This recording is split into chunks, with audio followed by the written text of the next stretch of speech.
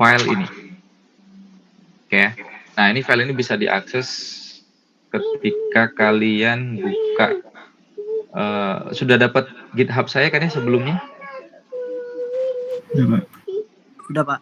Sudah ya. Nah, saya buka GitHub dulu. Nah, di GitHub ini ada file ya.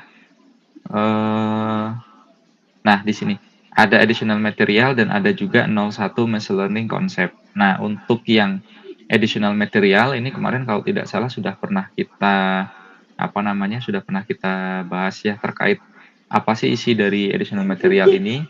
Nah, additional material ini sebenarnya fokusnya adalah bagaimana cara kita ngambil database. Dataset ya, dari database Chambel yang seperti ini. Oke. Nah, di sini alur-alurnya juga sudah sudah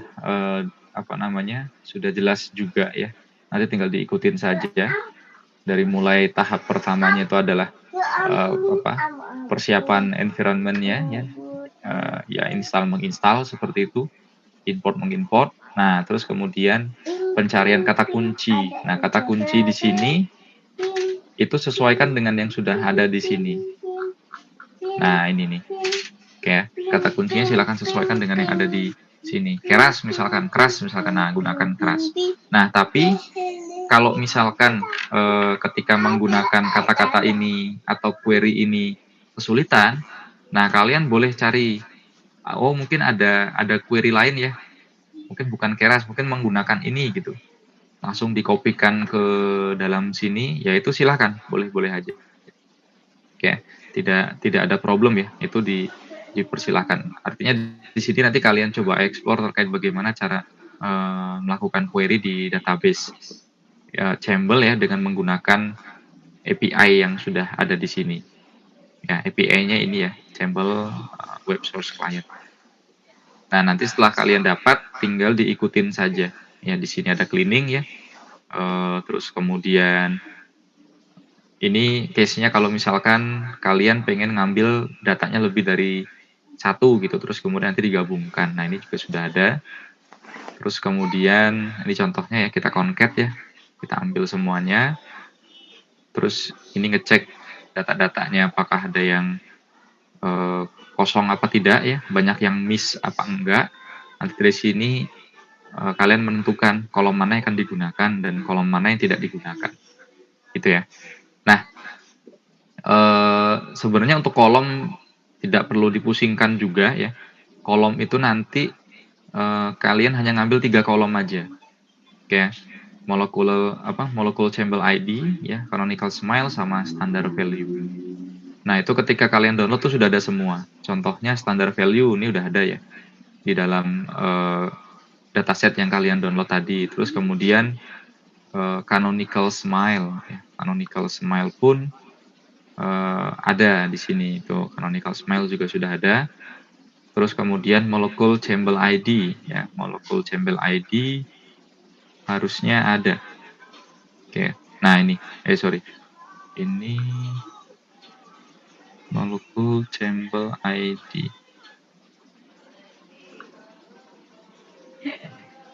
Oke.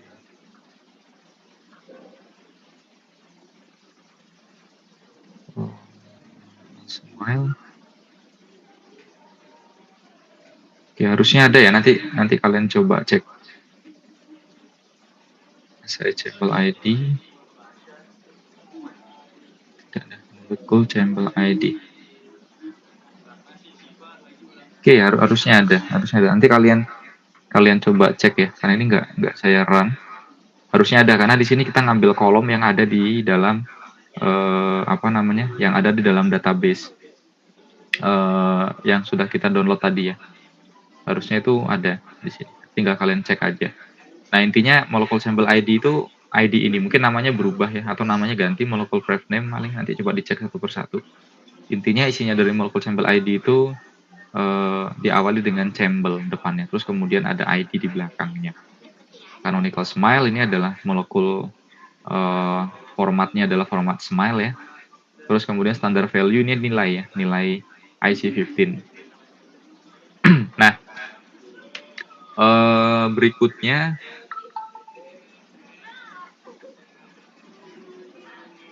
nah ini ya, jadi berikutnya kita buat kelas ya, kelas yang aktif sama yang tidak aktif. Nah, kelas yang aktif tidak aktif itu juga sudah ada di sini ya. Tinggal kalian cek saja pembagian aktif dan tidak aktifnya. Oke, sebentar. Nah ini ya, tinggal di running aja ya. Jadi nanti dari database thresholdnya ini nggak boleh diganti ya, karena ini standar ya.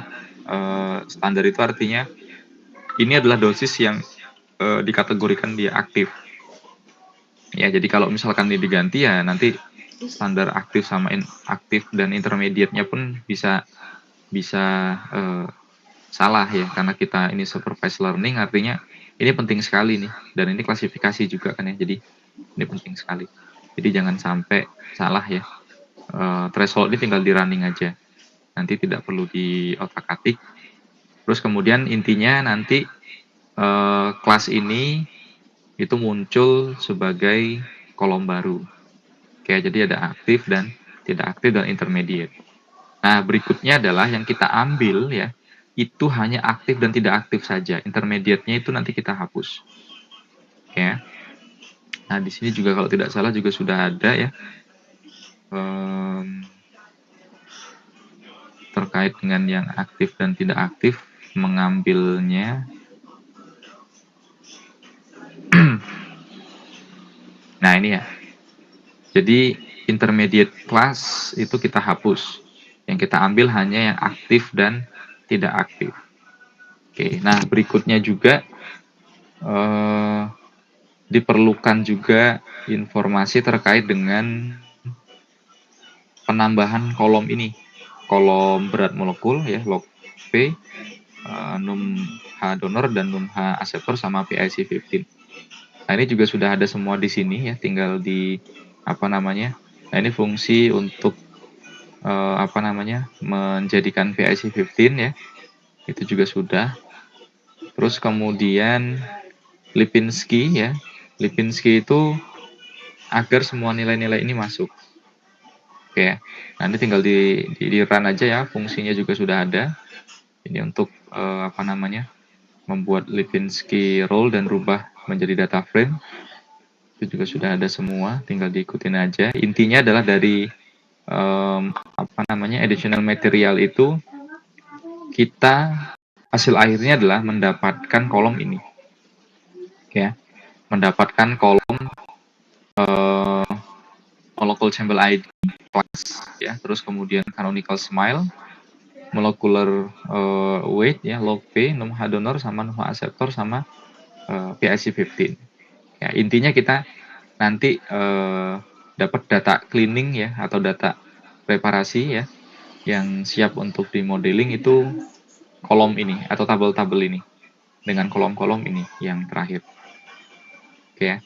Nah, berikutnya baru plotting. Ini plotting juga sudah ada semua, tinggal di ikutin ya. Nah, terus kemudian tahap modelingnya ya. Tahap modelingnya itu bisa kalian lihat di yang di sini. Ada di GitHub juga ya. 01 ya, yang diawali dengan 01 itu tahap modelingnya. Nah, di sini juga sudah lengkap ya. Di sini kita input datasetnya. Ya, datasetnya saya sudah infokan tadi ya. Nah, karena di sini ada kelas, ada juga PIC15, sebenarnya PIC15 sama kelas itu sama aja. Ya, hanya bedanya kalau kita mau main regresi pakainya ini, kalau kita mau main klasifikasi pakainya kelas ini. Ya. Nah, ini juga sudah ada semua terkait dengan alurnya seperti apa ya. Kemudian ada contoh juga ngebangun modelnya di sini itu seperti apa. Yang saya contohkan di sini adalah KNN ya. Dengan beberapa teori-teorinya juga ya di sini. Kemarin nggak sini udah Ini udah saya sampaikan belum ya terkait sama yang ini?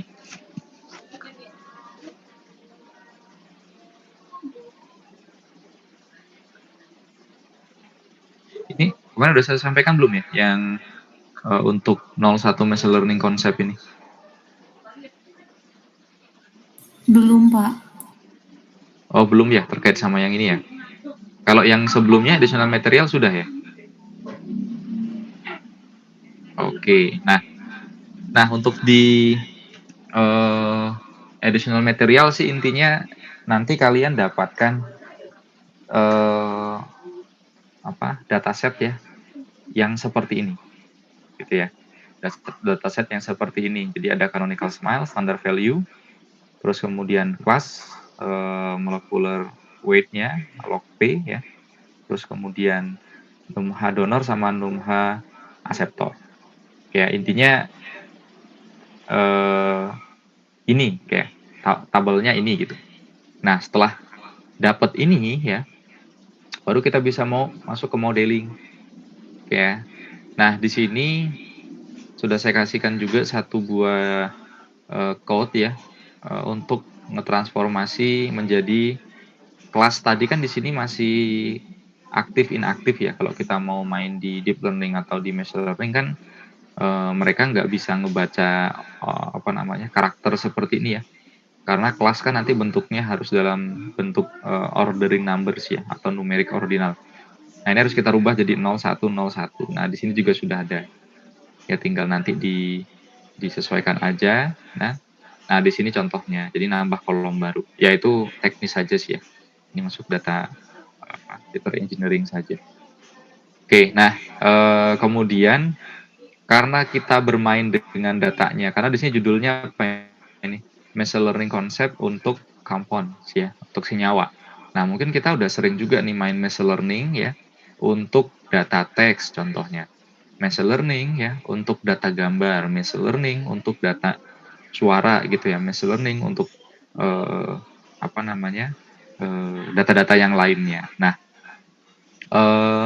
khusus untuk compound ya, fiturnya itu kita bisa generate ya. Dan itu hal yang lumrah ya kalau kita bermain dengan teks kan ya. Untuk nge-extract fitur kan kita bisa menggunakan word to vec ya atau menggunakan beberapa beberapa library yang lain. Nah, sama. Kalau kita bermain dengan compound ya, compound itu data fiturnya ya itu diambil, diekstrak dari data inputnya adalah canonical smile, gitu ya. Data gambar misalkan ya, kalau data gambar kan berarti inputnya adalah JPG, kayak gitu kan ya, atau PNG atau yang formatnya gambar lah. Terus kalau misalkan kita datanya teks ya, berarti format inputnya adalah teks. Nah kalau compound ya, berarti data inputnya itu adalah ini, kayak canonical smile yang kita dapatkan dari Chambel tadi.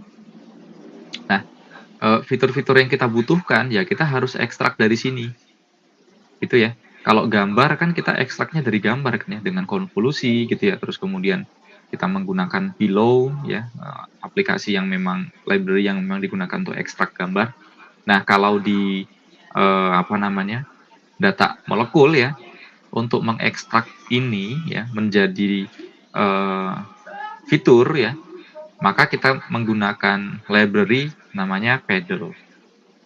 Ya, nanti di sini juga sudah ada setahu saya. Ekstrak fitur di sini. Nah ini ya. Nah ini jadi di additional material ya itu ada langkah yaitu fingerprint generation. Nah fingerprint generation ini itu sama aja dengan ekstraksi fitur sebenarnya, kita menggunakan Paddle gitu ya. Nah ini caranya juga sudah ada di sini ya. Kalian bisa tinggal ikutin saja ya seperti ini. Nanti akan muncul kolom baru. Nah ini. Nah inilah yang disebut dengan fitur, gitu ya. Fitur untuk senyawa 1 dengan indeks ke 0, dia punya fitur ini. Ya. Jumlahnya ada berapa? 881 kolom. Ya. 881 kolom itu cukup besar ya atau banyak ya. Nah, makanya itu hanya dari satu struktur saja, gitu ya. Hanya satu struktur dapatlah sebanyak ini. Ya, nah ini nanti kita lakukan modeling. Ya, ini nanti kita lakukan modeling. Gitu ya. Nah, di sini ya itu juga sudah ada ya. Sebenarnya sudah cukup lengkap juga di sini ya terkait dengan apa namanya? Bagaimana cara kita dapetin bagaimana cara kita melakukan modeling ya. Tuh di sini juga udah lengkap dengan semua fingerprint yang tadi sudah kita generate di sebelumnya. Gitu ya. Nanti baru kita lakukan modeling. Nah, modeling yang saya gunakan di sini adalah KNN. Contoh saja ya. Contohnya KNN. Dan di sini saya gunakan ini ya, kelas numerik ya. Artinya saya pakainya klasifikasi. Ya. Kalau mau regresi ya. Kalau mau regresi berarti kita pakainya yang PIC 15. Gitu ya. Kalau berarti di awal ada. Di awal itu nah ini kalau mau pakai regresi berarti pakai PIC 15. Nah, untuk tugas ini ya pakainya klasifikasi saja. Gitu ya. Jadi biar sama-sama yang sudah saya kasih di sini. Biar lebih mudah gitu ya. Ya, jadi kita pakai PIC 15 kita pakai klasifikasi ya. Jadi pakai kelas numerik. Ini yang jadi target kita. Jadi Y-nya adalah ini ya. X-nya adalah ini. Nah, ini juga sudah ada semua di sini, tinggal kalian ikuti saja. Oke, nah berikutnya terkait dengan algoritma atau yang ingin kita gunakan. Dari saya sih bebas, silahkan kalian ekspor ya. Dengan yang sudah pernah kalian pelajari, udah pernah pakai machine learning ya silahkan pelajari machine learning. Kalau menggunakan deep learning juga silahkan menggunakan deep learning. Saya bebas-bebaskan, ya. Tapi di sini saya kasih contohnya pakai KNN, gitu ya. Saya contohkan pakai KNN. Dan di sini juga tolong dibaca ya karena ini cukup saya jelaskan di sini cukup spesifik ya terkait dengan pemilihan model dan juga nanti ada fitur engineering yang apa namanya terkait dengan KNN ya. Jadi ngebangun konsepnya nanti seperti apa. Karena kita pilihnya KNN ya, maka KNN itu sensitif terhadap apa sih? Terhadap jarak ya. Terhadap jarak. Nah, ini contoh ilustrasinya. Oke ya. Jadi dia terhadap jarak dan dia sangat sensitif juga terhadap outlier. Kalau ada satu nyempil di sini ya, maka kita sulit untuk mengcluster ini ya. Dan sulit untuk memprediksi kelas yang ada di sini. Ketika yang warna merah dia munculnya di sini. Ya, nah itu salah satu batasan-batasannya. Ya. Nah, di sini juga sudah dijelaskan ya. Kalau kita menggunakan klasifikasi dengan menggunakan regresi, splittingnya itu nggak bisa sembarangan. Nah, di sini ingat ya kita menggunakan klasifikasi. Ya. Kalau kita menggunakan klasifikasi, kenapa splittingnya nggak boleh sembarangan? Ini ada ilustrasinya. Kalau kita menggunakan regresi, ya, kalau kita menggunakan regresi, kita boleh aja langsung ngebagi nih, splittingnya 80-20 langsung. Oke, no problem ya kalau kayak gitu. Nggak ada masalah. Nah, kalau klasifikasi, kita langsung melakukan splitting 80-20, nah itu masalah. Kenapa? Karena dalam dataset kita, misalkan ada 100 dataset ya. Atau ini contohnya, kita punya 100 data klasifikasinya untuk kucing dan 80 data itu ikan. Gitu ya. Kalau misalkan nih kita langsung 80-20 split, berarti di sini nih, misalkan dipotong. Nah, artinya data tes kita hanya isinya fish saja. Gitu ya. Sedangkan data train kita itu ada cat, ada fish. Nah, kira-kira itu bisa nggak kita bangun model seperti itu? Nggak bisa ya, kalau misalkan kita nanti nge-training dengan dua ini ya, dengan ada cat dan fish, terus kemudian ketika kita tes datanya itu hanya fish doang, ketika kita tes datanya dengan cat, nah bisa jadi nanti model kita nggak bagus. Nah makanya metode untuk splitting ya, untuk klasifikasi itu sedikit berbeda, gitu ya. Nah skemanya seperti ini. Kalau kita ingin melakukan splitting untuk klasifikasi, contoh misal kita ada 100 cat, 80 fish. kita buatnya 10, 80, 20. Artinya ya, kita harus desain agar splitting kita itu CAT-nya itu 20% dan 80%. 20% 20% tes untuk CAT dan 80% train untuk CAT. Berikutnya juga sama dengan FISH, 20% tes untuk FISH dan 80% train untuk FISH. Nah, nanti ini tes, ini tes, ini train, ini train. Train gabung dengan train, tes gabung dengan tes. Nah, sehingga adil. Gitu ya. Nah, ini teknik splittingnya. Nggak boleh asal splitting. Ya. Nah, yang di beberapa TA kakak kelas kalian yang sebelumnya itu sering sekali kejebak di sini. Langsung aja di splitting. Nah, itu fatal. Gitu ya. Kalau klasifikasi nggak boleh. Klasifikasi itu harus kita bagi per kelasnya ya. 80-20 itu diterapkan untuk tiap kelasnya. Kemudian disapel ya. Kemudian digabungkan antara train dengan train, tes dengan tes setiap kelasnya. Oke, nah ini bagaimana Pak? Caranya kan ribet, aman ya. Scikit-learn itu sudah punya itu, ya. Jadi scikit-learn itu tinggal dipakai saja ya. Nah di sini ya. Jadi pakai scikit-learn. Di sini ada train, test, split, gitu ya. Ada train, test, split. Nah di train, test, split ini kalian bisa manfaatkan yang namanya stratified, ya. Jadi stratified itu seperti ini tadi, ya. Stratified itu setiap kelas kita settingnya adalah ini contohnya 0,2 ya, berarti kan 0,8-nya adalah train. Nah, berarti 0,2 diterapkan untuk setiap kelas. Stratified itu seperti itu. Kalau kita nggak pakai stratified, nah kita anggap semua data yang udah kita masukkan itu langsung dibagi 20, 80 seperti ini. Nah, kalau stratified dia jadinya seperti ini. Nah, itu aman, nggak perlu pusing-pusingnya. Jadi pakai aja scikit-learn. Nah, dari sini nanti baru kita split ya. Ini juga ada informasi berikutnya. Terus kemudian baru kita fit model. Gitu ya. Nah, ingat ya ketika kita manggil satu buah model di sini, contohnya adalah KNN. Di sini itu bisa diinputkan banyak sekali apa nih? Di sini bisa diinputkan banyak sekali parameter. Gitu ya. Nah, parameter inilah yang menentukan model kita itu bagus apa enggak nanti. Gitu ya. Jadi parameter yang kita rubah-rubah di sinilah nanti yang menjelaskan bahwa model kita bagus apa enggak. Ya, nah untuk model yang di sini ya, itu hanya dikasih KNN-nya adalah 1 gitu ya. Ini berarti sangat overfit sekali. Ketika dicek hasilnya tuh.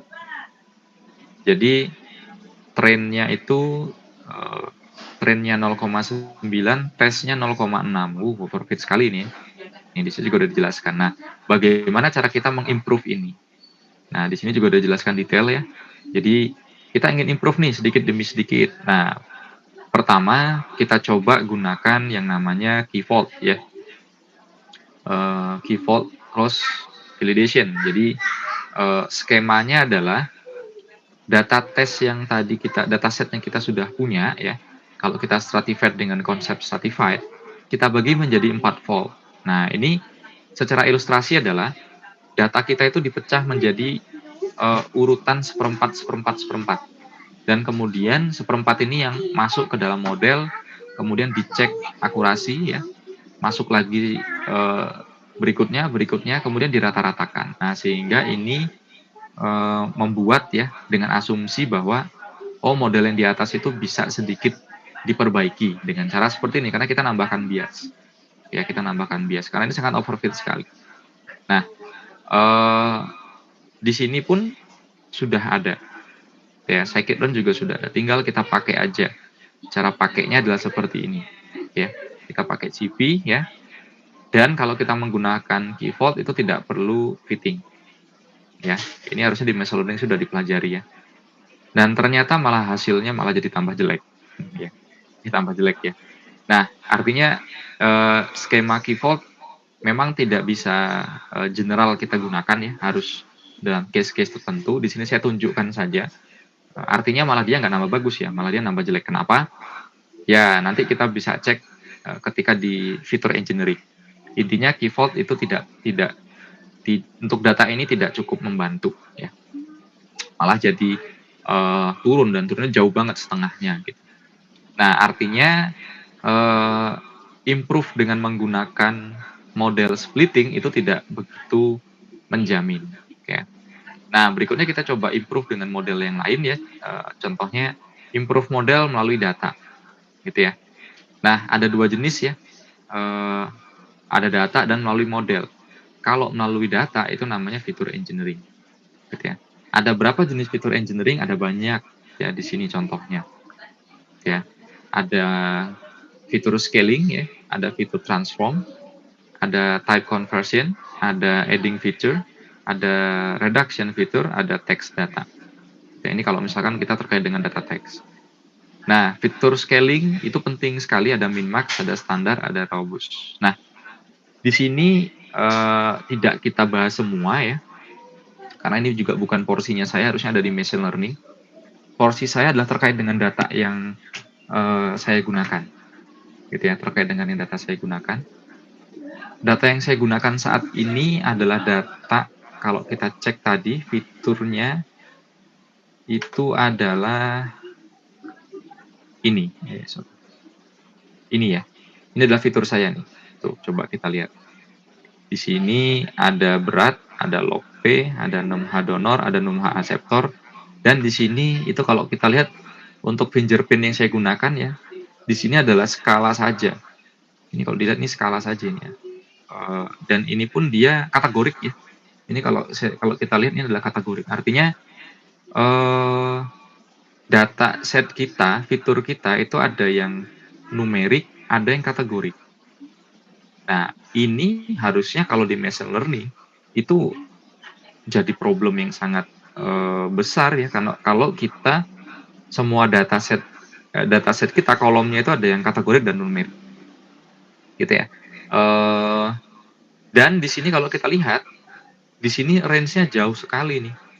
Ada yang 1 ya, bahkan ada yang 0,00, ada juga yang 258, gitu ya. Ada yang negatif malah, gitu ya.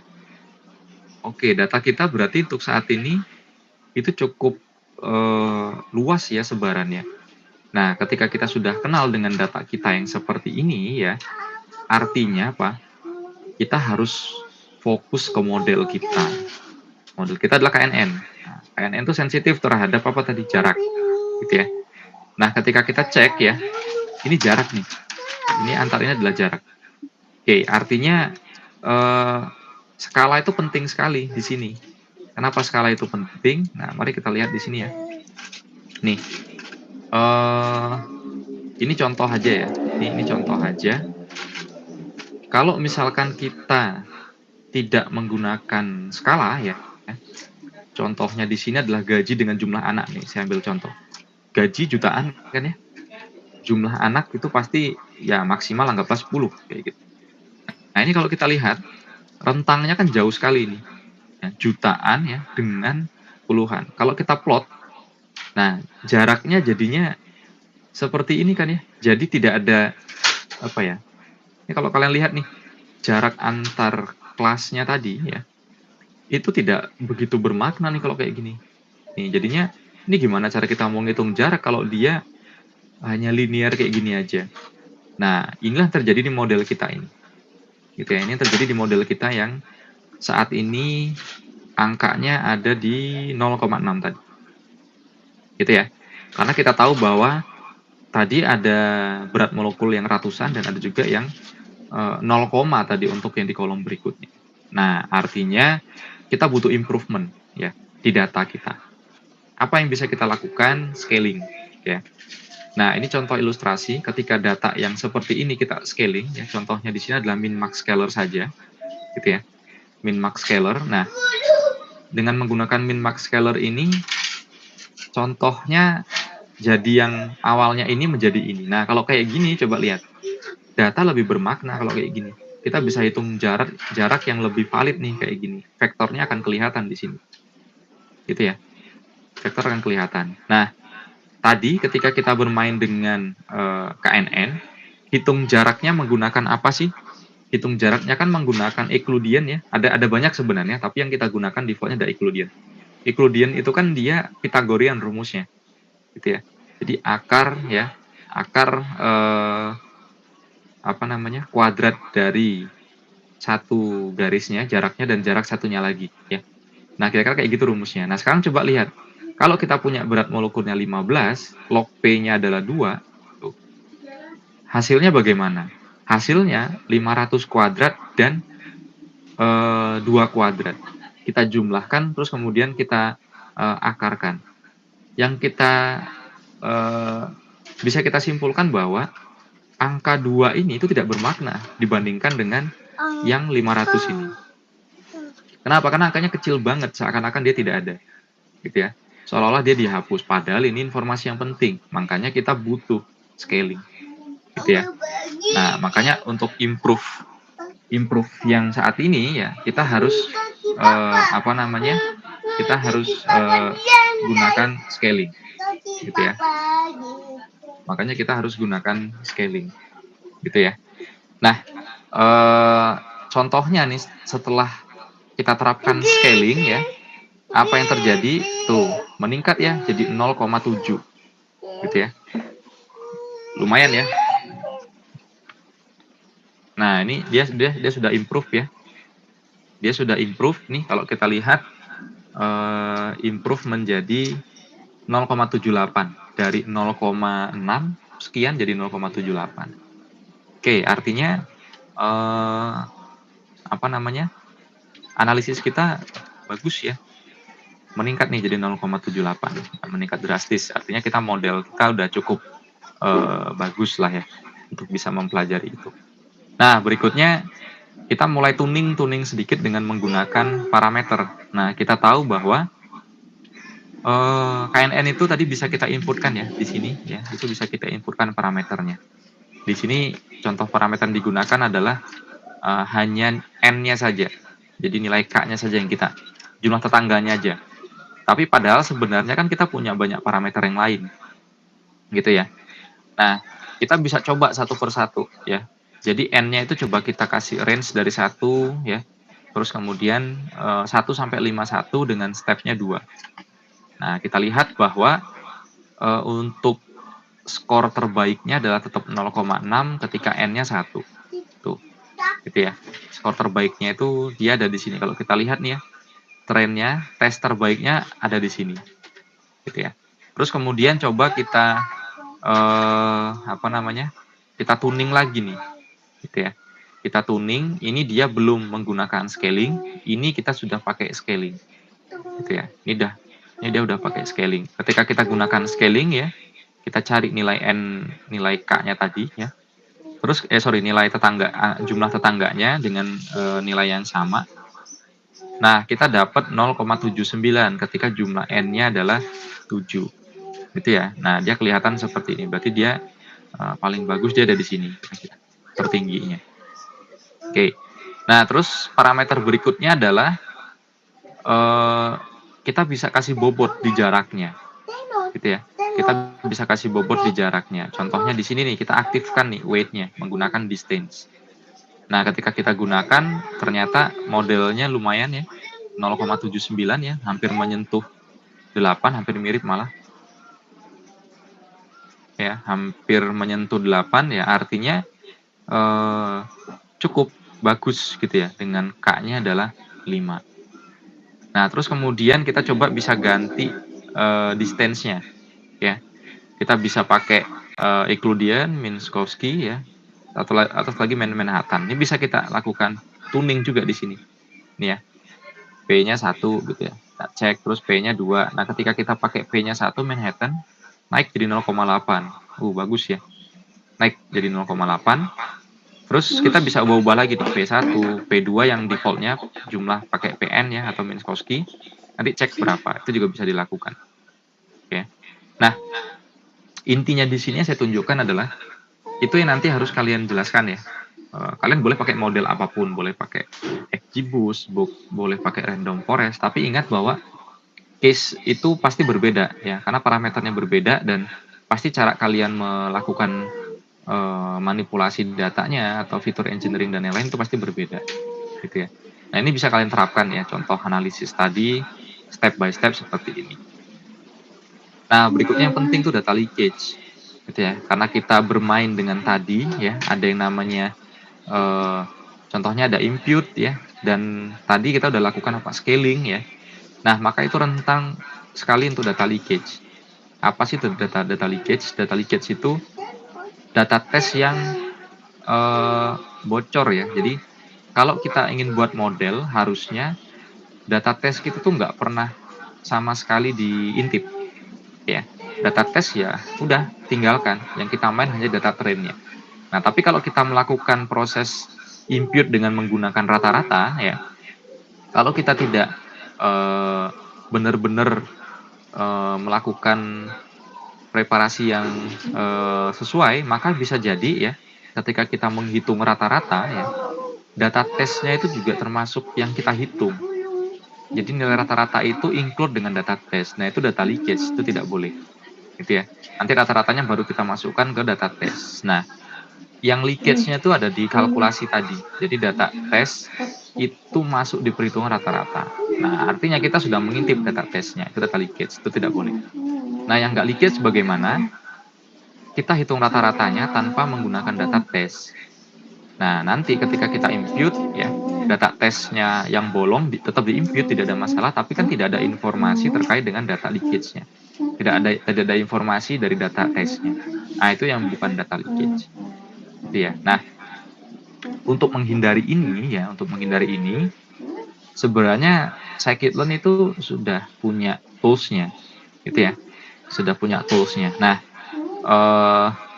namanya pipeline. Ya, nanti kalian searching aja, apa sih itu pipeline?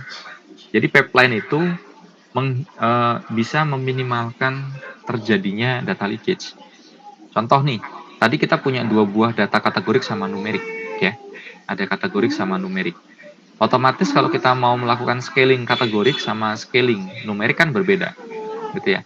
Nah, kita kalau kita tidak pisahkan mana yang kategori, kolom mana yang kategorik, kolom mana yang numerik, ya, terus kemudian kita langsung melakukan proses itu, bisa jadi ya, ketika perpindahan variabel ya di dalam fungsi itu, data tesnya itu bisa keintip. Nah, kalau data tes keintip, artinya itu leakage. Ya, kalau leakage berarti overfit akan sering terjadi di situ. Nah, caranya bagaimana? Nah, ini salah satu manfaatnya. Kita pakai pipeline. Gitu ya. Kita import saja pipeline ya. Nah, pipeline itu contohnya seperti ini. Tadi proses impute ya, dengan menggunakan min, terus kemudian dengan menggunakan min max scaler, itu bisa kita pisahkan satu persatu. Gitu ya. Dan ini kalau dilihat pipeline khusus dataset numerik ya. Numerical pipeline gitu ya. Panggil pipeline, masukkan parameternya ya. Masukkan parameternya, jadikan dia list gitu. Nah, ini dia bertahap ya. Kita impute, terus kemudian kalau misalkan ada yang kosong kita impute dengan menggunakan min ya. Terus kemudian baru kita impute dengan menggunakan kita scaling dengan menggunakan min max scaler. Kalau kategorik ya itu juga sama nih ya. Pakai pipeline, nama pipeline-nya categorical pipeline, impute-nya dengan menggunakan most frequent ya. Terus kemudian untuk scaling-nya itu gunakan ordinal encoder gitu ya. Tapi kalau untuk kategorik, ketika kalian ingin melakukan scaling ya sambil dicek-cek juga ya, worth it nggak kalau kita melakukan itu. Ya, untuk case ini saya tunjukkan aja ketika kita pakai gitu ya. Nah, ini pipeline khusus nih ya, pipeline khusus nih untuk numerik sama kategorik. Artinya kita akan memisahkan nih data kategorik dan data numerik, dan nanti kita bisa terapkan itu untuk kolom-kolom yang mana saja ya. Apakah itu tes, apakah itu train. Nah, kita nggak boleh pakai yang tes, kita harus pakai yang train. Nah, pipeline bisa manfaatkan itu gitu ya. Nah, setelah kita buat pipeline ya, artinya kan dari data input sudah jadi dua pipa gitu ya. Nah, pipa tadi harus kita satukan. Nah, penyatuan pipa itu kita bisa menggunakan kolom transform ya, atau kolom transformer gitu ya. Itu juga udah ada di scikit-learn.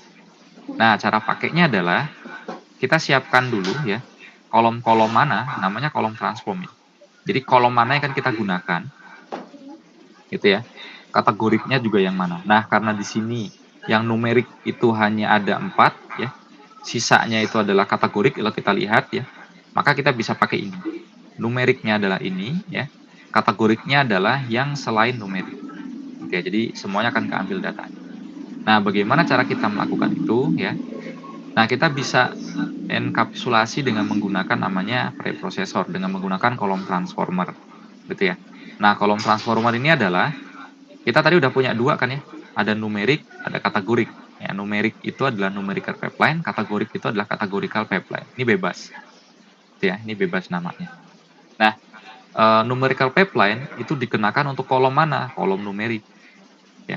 Categorical pipeline dikenakan untuk kolom apa? Kolom kategorik. Nah, jadi jelas ya di sini kan ya. Jadi pipeline yang ada di sini ya, itu dikenakan untuk kolom-kolom yang numerik ya, yang numerik ya, kategorik ya, untuk yang kategorik. Gitu ya. Nah, itu dibungkus dengan menggunakan kolom transformer. Gitu ya. Nah, dari sini sudah jelas kan ya. Nah, ini sudah nggak ada data leakage ini. Kenapa nggak ada data leakage? Karena yang akan kita gunakan di sini kan hanya extrain saja. Gitu ya. Ini pun juga sama, ini pun juga yang extrain saja. Jadi aman gitu ya, kita nggak nyentuh sama sekali data testnya, gitu ya. Dan proses-proses impute dan apapun itu di sini juga nggak akan menyentuh data test, karena data testnya benar-benar nggak kita lihat di sini. Kita hanya bermain dengan extrain saja, dengan memanfaatkan si pipeline dan kolom transformer, gitu ya. Nah, setelah kita sudah punya kolom transformer, jadi tahap preprosesornya udah jadi, kita bungkus lagi ke pipeline utama. Nah, di pipeline utamanya inilah, ya sama aja pipeline kayak kita buat pipeline baru ya. Jadi yang sudah kita bungkus dengan transformer, kita bungkus lagi menjadi pipeline utamanya. Nah, disinilah pipeline utamanya, algoritma dan preprosesor tadi. Preprosesor adalah ini ya, ketika sudah siap, baru kita kenakan algoritma. Baru kita fit. Nah, ketika kita fit, maka dia melakukan proses. Nah, dapatlah ini akurasi. Nih, kalau kita lihat ya, trennya turun. Gitu ya. Terus kemudian data tesnya itu juga relatif aman gitu ya. Tapi yang unik di sini adalah data trennya jadinya turun. Nah, artinya sudah tidak begitu overfit lagi nih, biasnya nambah di sini dengan skema yang tadi. Nah, ketika kita sudah dapat alur ini ya, maka kita sudah aman terhindar dari data leakage ya, dan semua pipeline yang tadi itu sudah bungkus jadi satu di sini. Nah, tinggal kita tuning aja dikit-dikit atau biasa istilahnya itu fine tuning. Dan kita mencari yang optimal gitu ya. Nah, biasanya kalau kita ingin cari optimal, kita bisa manfaatkan grid search. Gitu ya. Nggak hanya grid search ya, ada banyak, ada grid search, ada Bayesian search, ada namanya saya lupa ya, ada searching juga, tapi ini ada jenisnya. Yang kita gunakan di sini adalah grid search ya. Jadi pencarian secara grid. Nah, bagaimana caranya? Nah, caranya gampang ya. Kalau kita ingin buat grid search itu. Jadi intinya semua parameter-parameter yang tadi apa namanya?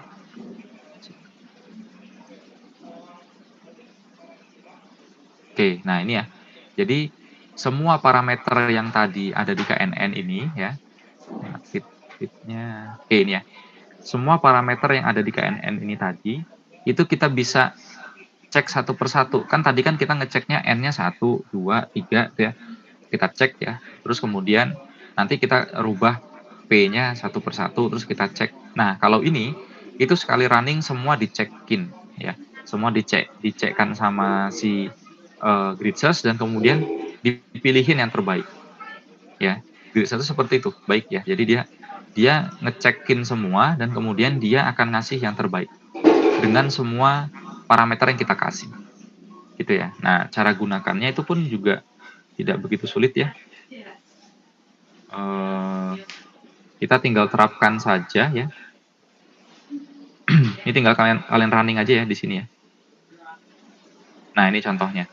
Gitu ya. Jadi di parameter ya kita tambahkan satu buah input parameter ya, sebelum di feed ya modelnya tadi. Kita kasih parameter. Nah, ini semua adalah parameter yang ada di dalam KNN yang bisa kita tuning.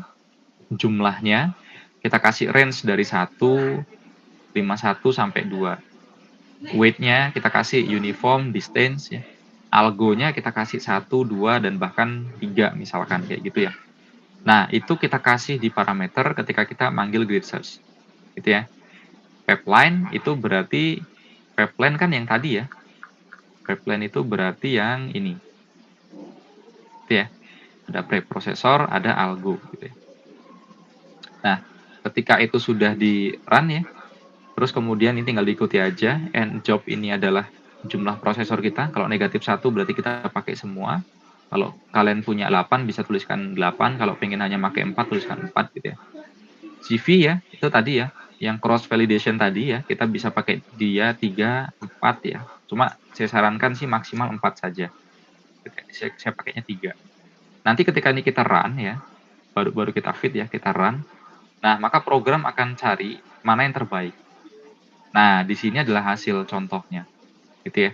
Ketika kita pakai CV ya, pakai grid search, dia kasih tahu nih, ya, yang terbaik itu yang mana. Nah, ini kita bisa rank ya, ini rank berdasarkan test score. Nah, di sini ya ternyata kita dapat yang terbaik adalah 0,75 ya, dengan parameter yang digunakan adalah ini, gitu ya. Nah, itu semua terekap ya di dalam sini. Itu juga udah ada di dalam di dalam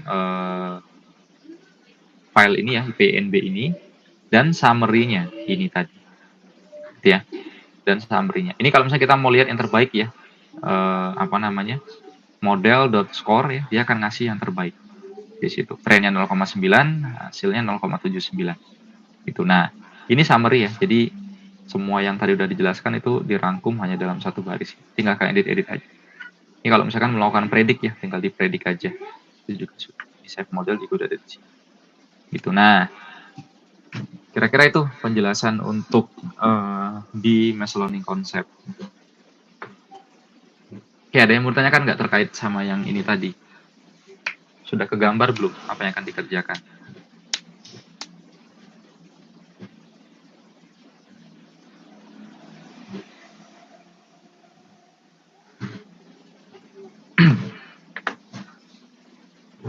Gimana?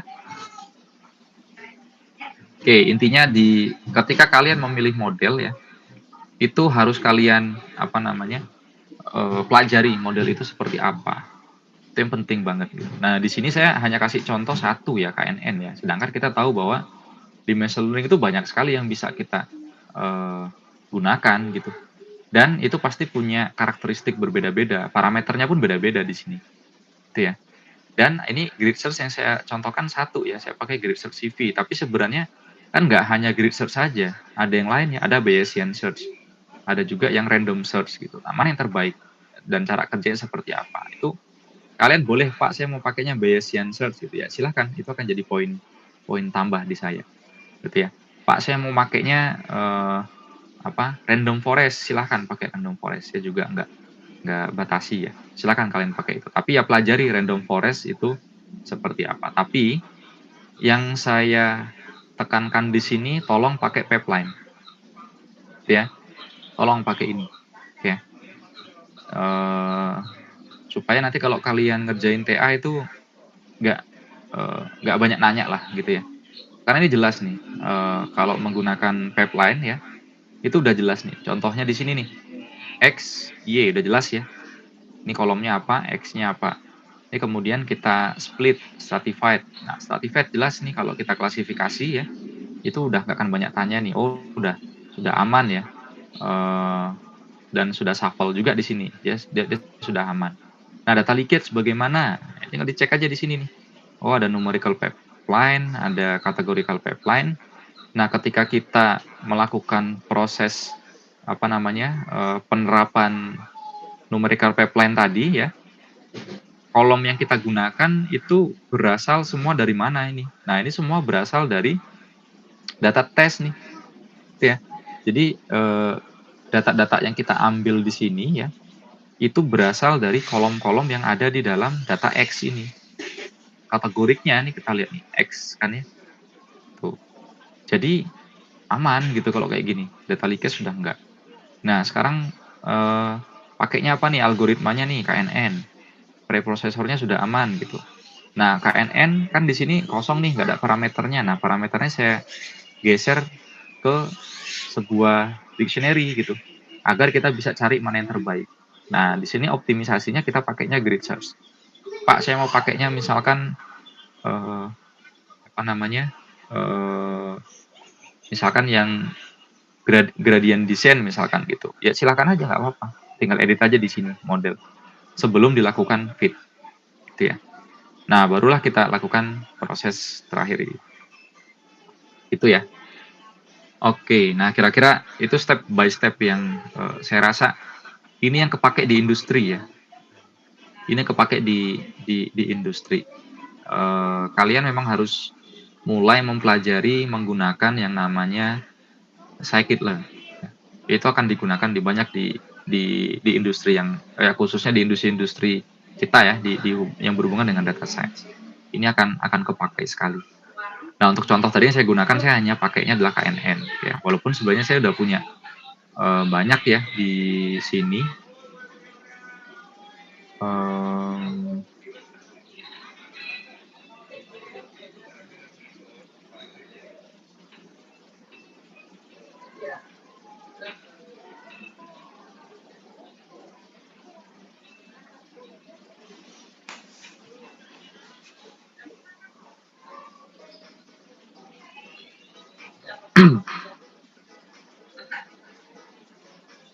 Oke, nah ini internetnya agak lama gitu.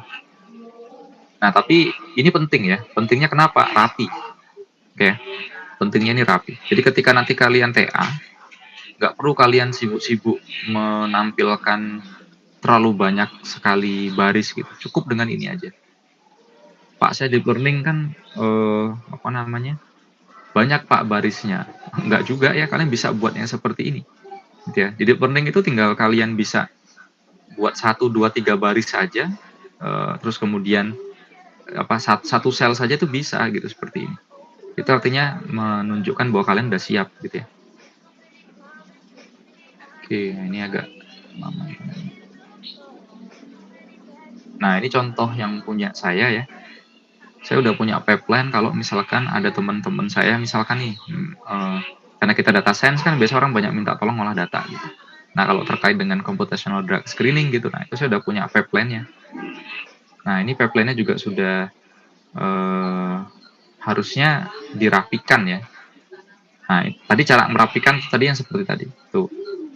Dari mulai setting environment ya. Kalau main docking itu juga, saya juga sudah ada. Ini kalau misalkan multiple ligand artinya kita pakai modeling di sini. Ya, nanti ada tahap machine learning ya. Itu tahap-tahapan yang tadi ya yang saya tunjukkan di situ. Ini dari mulai itu C3 itu berarti fitur ekstraksi, terus kemudian C4 itu persiapan ya, X dan Y. Nah, berikutnya itu pelatihan model. Nah, di sini KNN, Random Forest, XGBoost, SVM, Logistic Regression yang sering digunakan saja.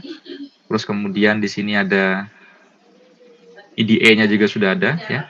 Fitur importance ya juga sudah ada. Nah, ini kalau misalkan numerik dengan target. Nah, ini tadi ini salah satu tapi kita tidak bahas ya terkait dengan namanya binning ya. Binning itu adalah kita ngecek per kolom. Nah, ini udah advance banget gitu. Jadi kita mulai ngecek per kolom. Nah, tadi yang fingerprint tadi ya. Dengan kode 0, oh berarti dia fingerprintnya adalah ini gitu. Oh, ini 01 misalkan, berarti ini ada. 0 berarti yang ini nggak ada gitu. Nah, tadi ya yang fingerprint tadi yang representasinya seperti ini. Tapi kalian nggak perlu sampai ke sini juga. Nah, ini binning ya.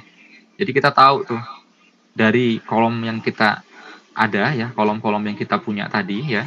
Contohnya misalkan nih, berat molekul ya. Berat molekul dengan target ya. Berat molekul dengan target. Nah, berat molekul ini banyak ya, tapi mana yang paling memberikan kontribusi terhadap si kelas kita tadi gitu. Gitu ya.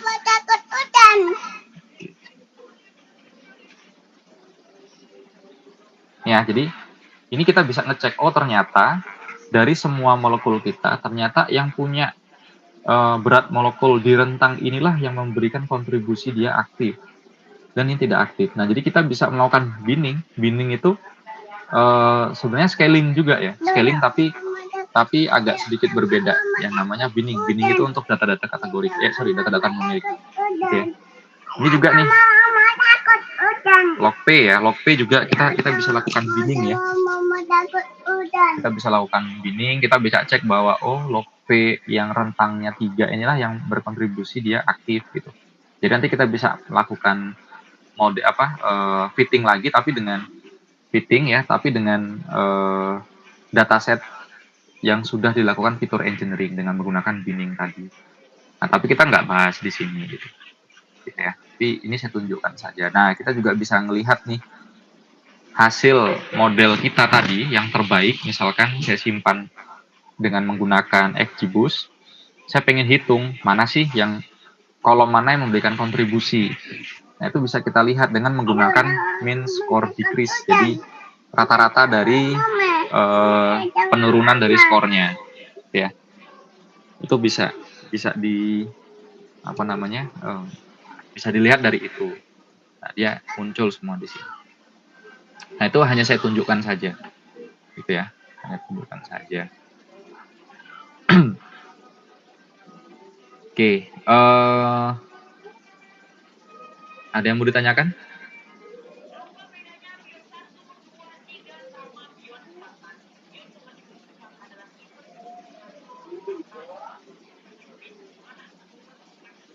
Silakan kalau ada yang mau ditanyakan.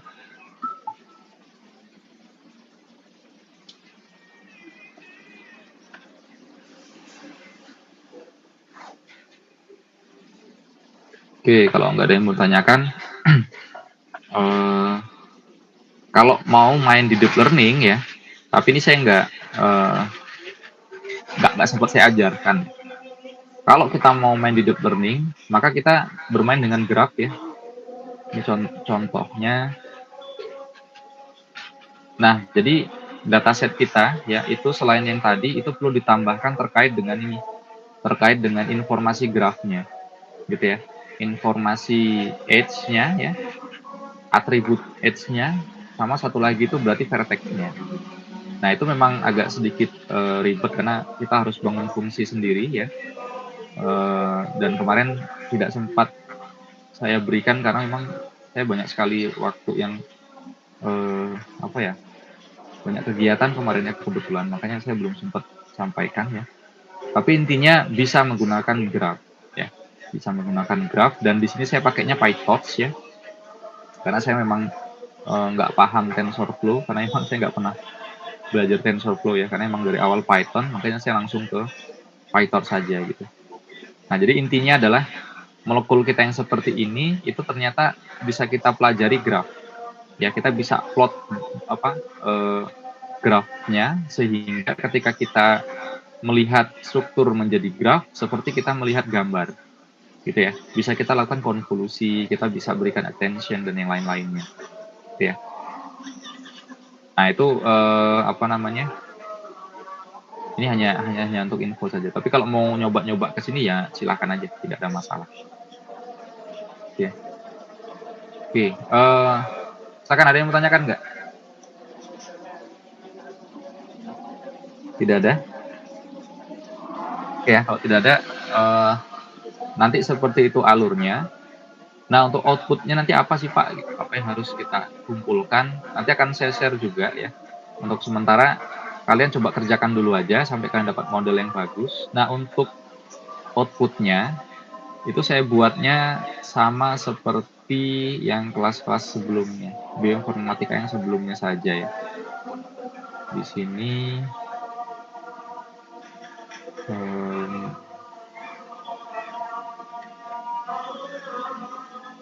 ini ada contoh keluaran yang di tahun sebelumnya. Saya ambil yang Maskov ya, kelompoknya Dimas. Nah, ini. Jadi untuk outputnya yang pertama berupa poster.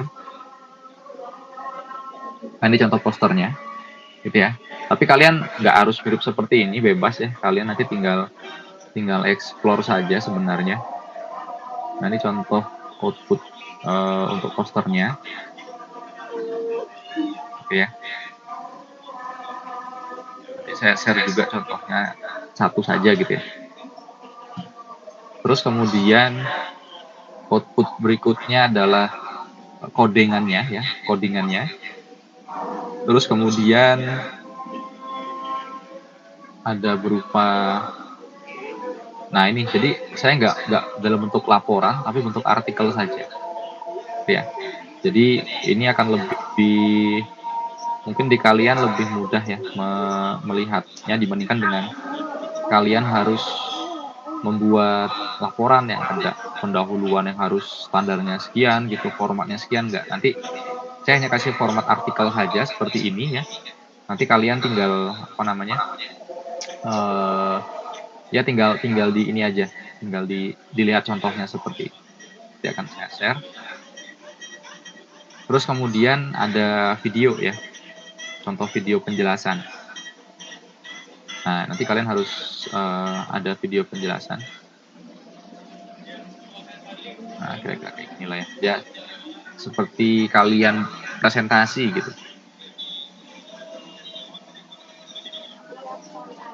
Oke, terus kemudian file presentasi, PPT-nya. Ya.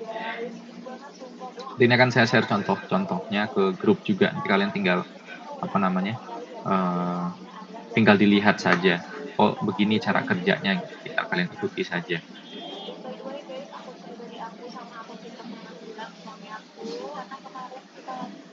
Oke, silakan.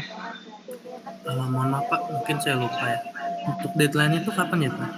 Nah ya, kalau deadline-nya nanti saya kasih spare waktu yang agak lebih lama setelah UAS ya. Oh ya, kita tetap ada UAS karena kemarin infonya apa namanya, memang dari fakultas yang tidak mengizinkan ya, tetap apa namanya, saya udah bilang sih, saya sebenarnya nggak mau TS, nggak mau UAS gitu. Tapi ternyata dari fakultas dan GKMP Prodi dan fakultas ya, Bu Mika dan Bu Michiko tetap meminta untuk harus ada UAS. Jadi saya Kaprodi juga nurut juga dengan Bu Mika ya, karena Bu Mika GKMP gitu. Harus ada UAS, jadi mau nggak mau nanti kita tetap ada UAS. Tapi ya UAS-nya kita tidak begitu apa namanya, tidak begitu sulit ya. Dan soalnya juga nggak banyak, paling hanya sekitar 20 ya, pilihan ganda. Nanti porsi besarnya akan ada di tugas besar seperti itu ya, akan dari tugas besar. Nah, intinya maksimalkan jadi tugas besar. Nah, kalau untuk tanggal ya, kalian kan mulai UAS di tanggal 9 ini kan ya? Udah ada udah dapat jadwal belum kalian? Belum, Pak. Belum ada jadwal, Pak. Oh, belum ada jadwal. Harusnya jadwalnya itu di tanggal 9 itu sudah mulai apa namanya, sudah mulai UAS ya. Nanti pengumpulan silahkan aja di tanggal 23. Pokoknya di minggu ini ya. Di minggu keempat. Ya, di minggu keempat. Nanti pengumpulan saya tutupnya di hari tanggal 26.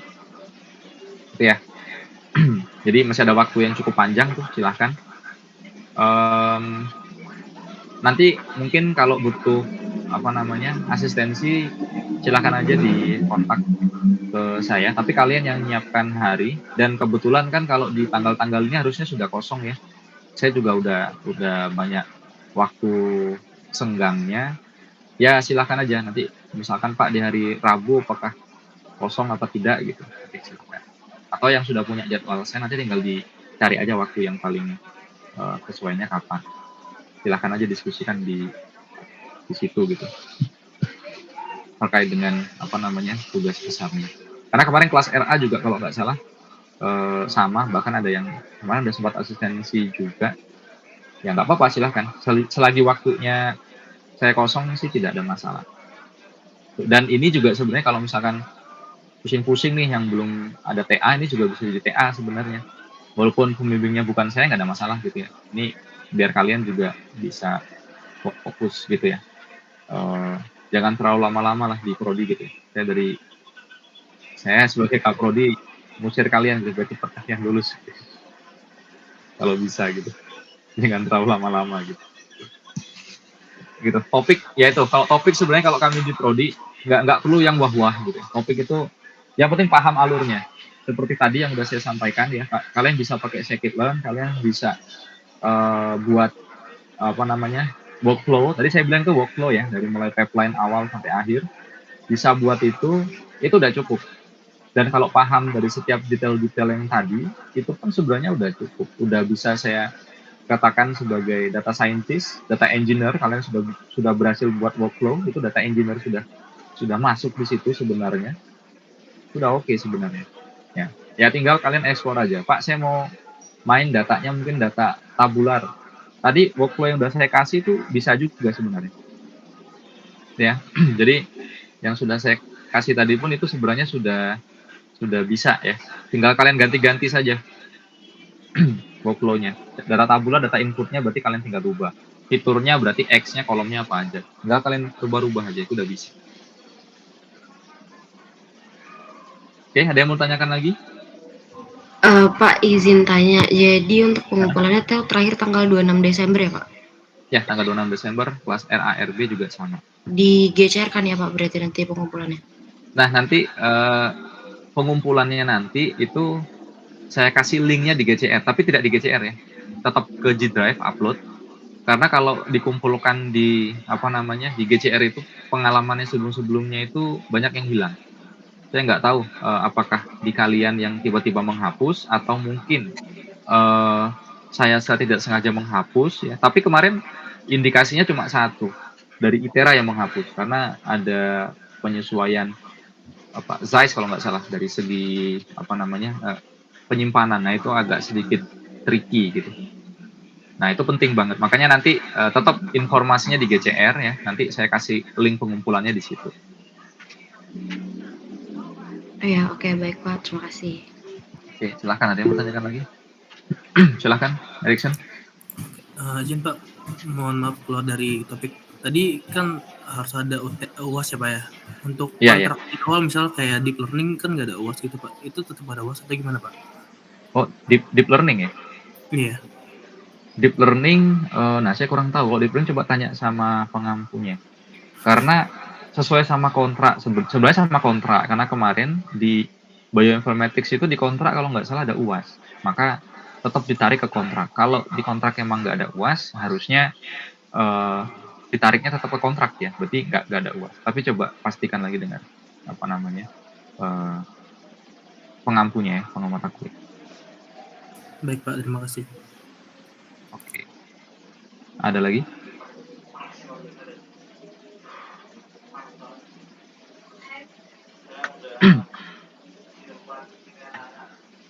Oke, nggak ada. Nah itu ya, intinya di saya tadi workflow ya. Tolong workflow-nya tadi itu dimunculkan. Tadi sudah ada di 01 ya, 001 machine learning for compound itu udah ada workflow di bagian akhir. Ikuti aja workflow itu. Nah kalau untuk yang machine learning, untuk deep learning bagaimana Pak? Gitu. Nah ini problemnya. Sebenarnya TensorFlow bisa dibuat workflow ya. Di TensorFlow itu bisa dibuat workflow.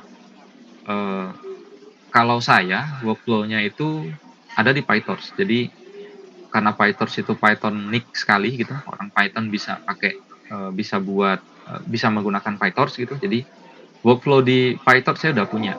Tapi kalau di TensorFlow saya nggak punya. Nah itu kan gap ya. Kalian kebanyakan itu ya generasi-generasi yang saat ini kebanyakan itu pakai yang instan ada di TensorFlow karena itu banyak sekali codingan di GitHub yang ke situ. Nah PyTorch itu sedikit sekali. Nah sehingga tolong nanti ketika TA-nya kalian menggunakan TensorFlow buat sedemikian mungkin workflow-nya kalian, gitu ya. Sedemikian mungkin tuh workflow-nya kalian. Nah itu nanti bisa ngebuat menilai atau dosen penguji itu nggak banyak nanya juga. Kalau workflow-nya sudah jelas, artinya kalau udah bisa buat workflow-nya udah paham, gitu ya. Nah seperti itu. Saya titip itu aja nanti biar nggak terlalu banyak kendala ketika kalian itu TA gitu. Oke, kalau tidak ada mungkin, saya cukupkan dulu ya untuk di pertemuan kita hari ini ya. Sisa pertemuan ini memang kita sudah tidak ada kelas lagi, tinggal nanti, asistensi aja, bimbingan-bimbingan dari, eee, tugas besar tadi. Karena tadi saya bagi jadi 2 ya, yang pertama itu pengumpulan dataset ya, jadi ada 2 ya, additional material itu untuk ngumpulin dataset, 01 itu, define machine learning model. Nanti, silakan aja kalau mau asistensi terkait dengan, "Pak, saya udah nyampe sini, selanjutnya bagaimana? Kalau ada problem, ini problemnya bagaimana?" Silakan aja nanti, seperti itu. Oke, kalau tidak ada mungkin saya cukupkan dulu ya untuk di, pertemuan minggu ini. Selamat, siang ya. Assalamualaikum warahmatullahi wabarakatuh. Waalaikumsalam Pak, maaf Pak, izin tanya untuk absennya gimana ya Pak? Yang pertemuan lalu juga ada yang belum absen. Oh, enggak, untuk absen sih, enggak sih. Oh ya, oke Pak.